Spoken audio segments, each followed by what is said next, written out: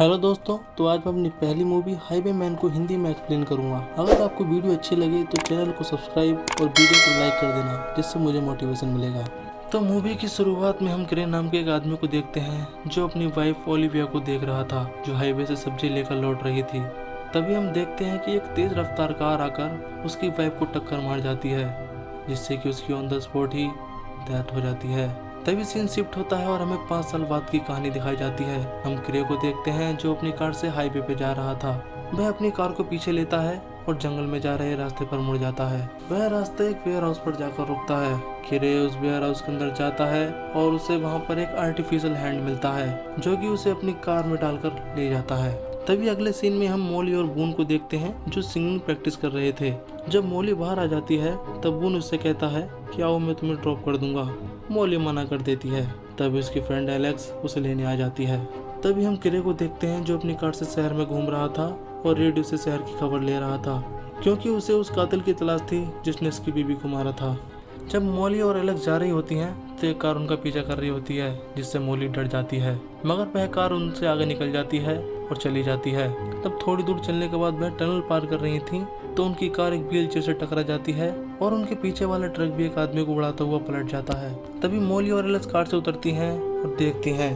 तभी एलेक्स देखती है कि वहाँ पर एक आदमी जख्मी पड़ा है, जिससे कि वह मोली को वहाँ छोड़कर मदद लेने चली जाती है। जैसे ही एलेक्स वहाँ पहुँचती है वह देखती है कि फोन के तार कटे हुए हैं। तभी वह सड़क के उस पार जाकर उस कार को रोकती है जो कि उनका पीछा कर रही थी।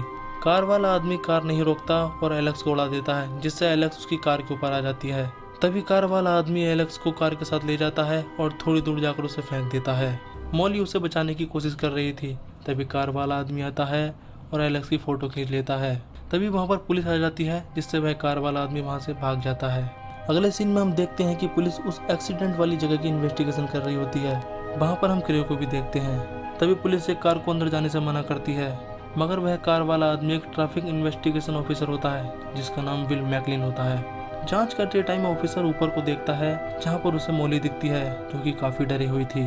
तभी हम क्रे को देखते हैं जिसे किलर की कार का लोगो मिलता है। अगले सीन में हम मोली और ऑफिसर को देखते हैं जो उससे पूछताछ करना चाहते थे, मगर मोली सब बता चुकी थी। अगले सीन में हम क्रे को देखते हैं जो कि मोली का पीछा करते हुए उसके पास पहुंच जाता है और वह मोली को समझाता है कि वो कोई एक्सीडेंट नहीं था, वह जानता था कि वह क्या कर रहा है। क्रे कहता है कि वह किलर कोई न कोई निशानी ले जाता है। तभी मोली उससे कहती है कि वह मेरी फ़ोटो खींच कर ले गया था।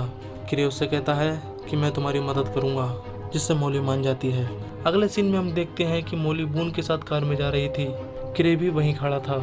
जब मोली और बून जा रहे होते हैं तब वह कार उनका पीछा करने लग जाती है। थोड़ी दूर जाने के बाद वह कार उनकी कार को टक्कर मार देती है, जिससे कि उनकी कार पलट जाती है। उधर हम क्रे को देखते हैं जिसके पीछे वो ट्रैफिक ऑफिसर पड़ जाता है। उधर हम मोली को देखते हैं जो कि कार में बेहोश पड़ी थी। जैसे ही मोली को होश आता है वह कार से निकलने की कोशिश करती है, मगर वह किलर उनकी कार को जंजीर से बांधकर घसीट कर ले जाता है। मोली उस कार से निकलने की कोशिश करती है, मगर वह नहीं निकल पाती। तभी हम क्रे को देखते हैं जो कि वहाँ पर पहुँच जाता है और मोली को अपनी कार में खींच लेता है। तभी क्रे के माइक में किलर की आवाज़ आती है, जिसमें वह कहता है कि लड़कियों को मेरे हवाले कर दो, और क्रे मान जाता है क्योंकि वह किलर को 3 साल से पकड़ना चाहता था। तभी क्रे मोली को लेकर एक पुरानी जगह आ जाता है जहाँ से वो भागने की कोशिश करती है, मगर क्रे उसे जाने नहीं देता। तभी क्रे उसे अपनी सारी बात बताता है। जब किलर ने मेरी बीवी को मारा उसके बाद मैंने उसका पीछा किया, मैंने उसे कार से टक्कर मारी, मगर वो मरा नहीं। उसके बाद उसने 18 महीने हॉस्पिटल में बिताए, उसका इलाज हुआ, फिर उसके बाद उसने लोगों को मारना शुरू कर दिया।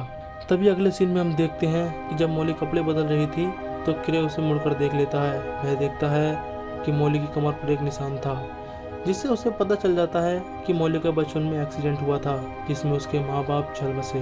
क्रे और मोली किलर को फंसाने के लिए प्लान बनाकर वहाँ से निकलते हैं। तभी कुछ देर बाद किलर उनके पीछे पड़ जाता है।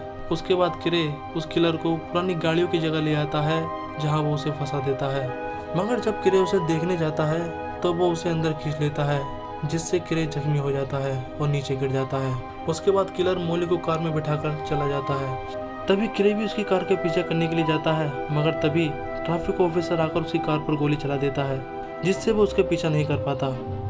अगले सीन में हम देखते हैं कि मोली एक कार में बंधी पड़ी है। तभी हमें किलर की एक झलक दिखाई जाती है जो कि अपने आर्टिफिशियल हैंड को ठीक कर रहा था। तभी अगले सीन में हम क्रे और ऑफिसर मैगलिन को देखते हैं जो उसके पीछा करते हुए एक पुराने पेट्रोल पंप पर आ जाते हैं, जहां उन्हें यह पता चलता है कि वो मॉली को कहां मारेगा, लगभग 400 माइल दूर। तभी हम किलर और मॉली को देखते हैं जहां किलर मॉली को पुराने टावर होटल में लेकर आता है। क्रे और ऑफिसर भी उसका पीछा करते हुए उस पुराने टावर होटल में आ जाते हैं। क्रे देखता है कि किलर मॉली को क्रे की पाइप की तरह मारना चाहता है, मगर तभी ऑफिसर मैगलिन उसकी कार को टक्कर मार देता है, जिससे मॉली बच जाती है। हम देखते हैं कि किलर वहां से भाग रहा होता है। तभी क्रे भी अपनी कार को उसके पीछे लगा देता है। दोनों आमने सामने होते हैं। क्रे अपनी कार उसके पीछे लगा देता है, मगर किलर मौका देखकर कार मोड़ता है, जिससे क्रे की कार पलट जाती है और आग पकड़ लेती है। किलर सोचता है कि क्रे मर गया और उसे देखने अपनी व्हील चेयर से जाता है, मगर क्रे को जिंदा देखकर वो अपनी कार की तरफ जाता है, मगर कार में अब मॉली बैठी थी। मॉली उसे कार से लटकाकर गाड़ी चला देती है। तभी क्रे भी अपनी कार से उसे टक्कर मारता है और आखिर में उसे मार डालता है, जिससे वो मर जाता है। तो यही थी इस मूवी की कहानी। आपको कैसी लगी कमेंट में जरूर बताना। तो मिलते हैं अपनी नेक्स्ट वीडियो में, तब तक के लिए till then take care, bye bye.